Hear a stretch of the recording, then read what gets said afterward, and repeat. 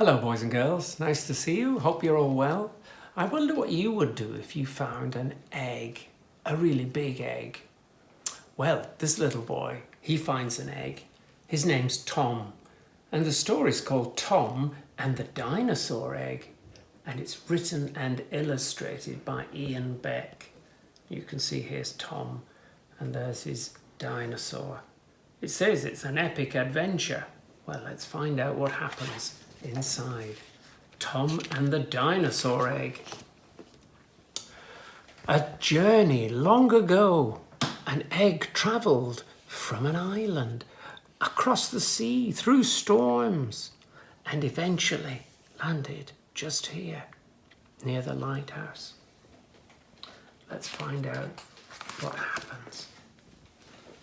Tom lived with his grandfather in a lighthouse which was surrounded by sharp rocks and wild seas.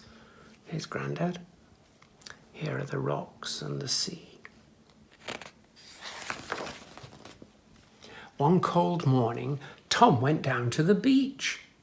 He collected shells for a while until he saw something strange caught in a tangle of seaweed. Tom untangled it and carried it carefully back to the lighthouse. Then he showed his grandfather. Well, it might be a seabird's egg, might be a lizard's. Let's keep it nice and warm and see what happens. Tom gently wrapped the egg up in a blanket. He left it by the lighthouse lamp. What shall we do now, Grandfather? They decided to wait and see. Tom checked the egg every morning and last thing at night. One morning, Tom noticed a little crack. What is it? It's not a bird or a lizard. It's my own baby dinosaur. Tom's egg was a dinosaur egg.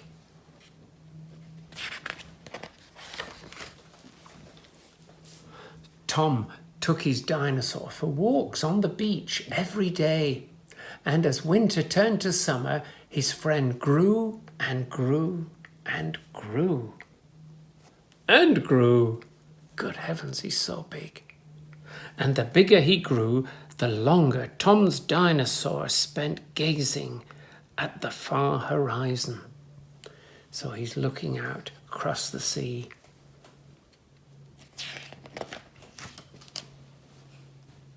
It was not long before Grandfather had to say something to Tom about the dinosaur. Tom, I think your dinosaur is becoming a bit of a problem. They tried to find out where Tom's dinosaur came from. He belongs to somewhere like this. Tom knew his grandfather was right, but it made him very sad. I'm going to take you home, said Tom, and he patted the dinosaur's head. Tom was very sad at the thought of saying goodbye to his dinosaur. But he knew that the dinosaur belonged far away, somewhere bright and warm. We'll need to build a big vessel for a voyage like that. Tom, the dinosaur, and Grandfather worked hard to build a big enough raft. It had a small cabin for Tom and a big sail to catch the wind.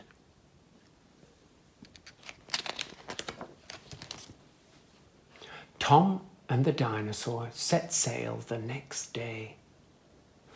Tom's waving to Grandpa. What an adventure. They caught a strong wind, and they were soon surrounded by miles and miles and miles of open sea. They sailed for weeks on many seas. Wild seas and stormy seas. They sail through the day and night.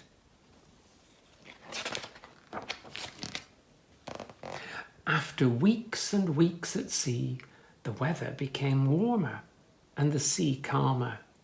Tom was sure they were nearly there. One morning they saw an island in the distance and sailed towards it.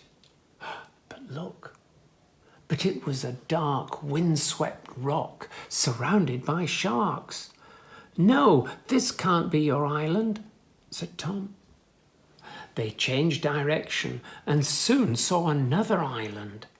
It was green with trees and a jungle.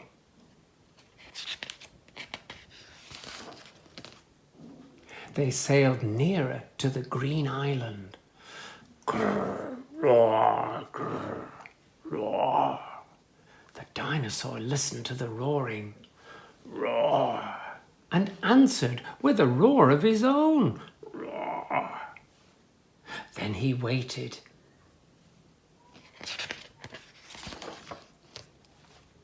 The dinosaur was home at last. Look at the dinosaurs. Roar, roar, roar. Tom hugged his friend. Then he waved goodbye and set sail for home. Look, he must be in his little hut on the raft. He sailed back alone through the sun and the wind and the storms until he finally saw the lighthouse light. Grandfather welcomed him back from his long voyage, and Tom told him of his adventures. It was amazing. One bright morning, weeks later, Tom found a big shell washed up on the beach. He picked it up, faced the sea, and blew into it. Roar came the sound. Well, perhaps that was a shell from the island where the dinosaur came from. Look, that's the back cover. And that's the back and front cover together. And the front cover showing Tom and the dinosaur. What a great adventure. I hope you enjoyed that story. See you again soon. Bye-bye.